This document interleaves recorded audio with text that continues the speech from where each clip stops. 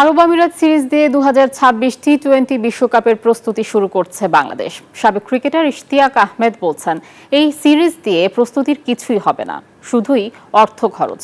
তবে কিছু ক্রিকেটারের ব্যক্তিগত অর্জন থাকবে বলছেন তিনি। Our target next world cup, এমন লক্ষ্য নিয়ে বাংলাদেশ এবার আগেভাগেই প্রস্তুতি শুরু করেছে। 2026 টি-20 বিশ্বকাপের রোডম্যাপ তৈরি করেছে বিসিবি।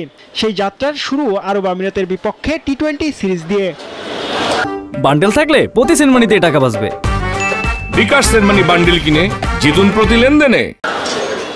আইসিসি টি-20 র্যাঙ্কিংয়ে 15 নম্বরে থাকা আরব আমিরাতের সঙ্গে 2 ম্যাচের সিরিজ বাংলাদেশের। এর আগে এই ফরম্যাটে কখনো টাইগারদের হারাতে পারেনি দলটি। ইউএ দলে নেই তেমন কোনো বিশ্বমানের ক্রিকেটার।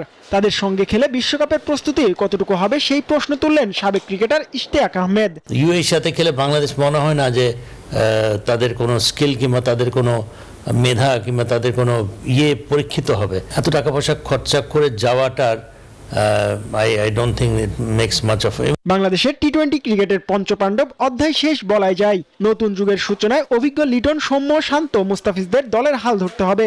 এছাড়াও হৃদয়, জাকের, তানজিদরাও অনেকদিন ধরে দলের সঙ্গে রয়েছেন।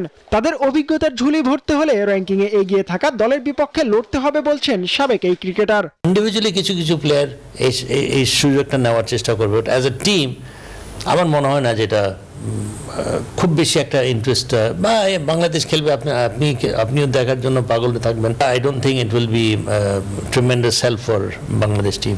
আরব আমিরাত সিরিজ শেষে টাইগারদের টি-20 বিশ্বকাপের প্রস্তুতির পরের গন্তব্য পাকিস্তান। জিহাদ আল হাসান, নিউজ 24, ঢাকা।